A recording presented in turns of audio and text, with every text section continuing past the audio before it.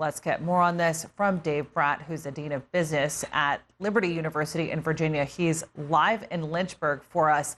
Dave, if presumably these countries were exempt and the goal was to avoid a trade war, why is President Trump doing this now?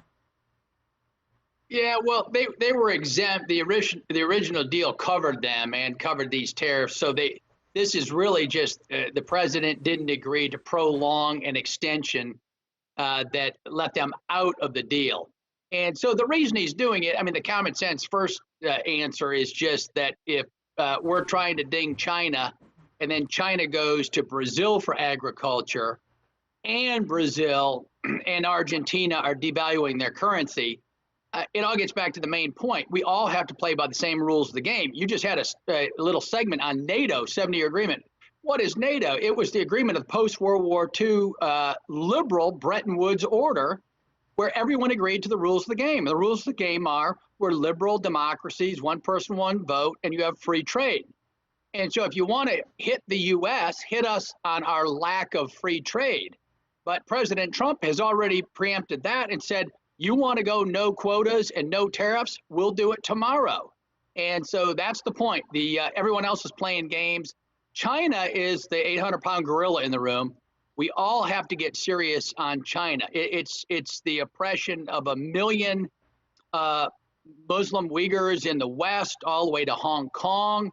And the capital markets are where this fight ought to be fought. Right now we have CalPERS and a lot of U.S. firms and indexes investing in the very Chinese firms that are attacking us and are building military equipment on those islands they've constructed in the South China Sea. That is what we're really talking about. But getting back to it, we just want the same rules of the game for everybody. Absolutely. And Dave, I'm really glad you touch on that. This was, of course, a campaign promise from President Trump in 2016. He's vowed to level the playing field when it comes to trade, not just with China, but he wanted to repeal and replace NAFTA. And now we're seeing him go after Brazil and Argentina on this. Is this a strategy that's going to pay off with him when it comes to Brazil and Argentina? Who really has the upper hand in this fight? Yeah, well, and that's the right question. And economists, right? I mean, I'm an economist. I've been for 20 years. What the economists missed for the last 20 years is if China takes over the globe, right? That's a big statement. But if China takes over global hegemony in the next 10 or 20 years, none of these world famous Nobel-winning economists like Krugman, et cetera, have ever mentioned China, right? So when you say, how are we doing with respect to Brazil and Argentina right now in the short run? That's a small little, Harburger triangle, we call them in economics. There's a little inefficiency or whatever, it doesn't matter. What matters is who's running the world and by what rules. And in Turkey, I know the Turks know, and we certainly know, we value freedom, right? And so that's what the fight is ultimately about. And the U.S. under Trump is finally raising this, right? I used to work at the World Bank 25 years ago. We all want the poor to do better.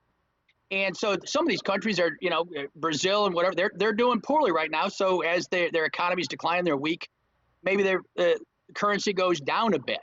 But we also know that developing countries use that as a strategy to grow. And so we want to help these countries, but we have to see signs from them they're all on the same page. And that's not the U.S. page. That is just Adam Smith from 1776. The Turks know that. We know that. Let's all grow together and get rich. All right. Dave Brat, great to have you on the program. Really appreciate you being with us. Thanks so much.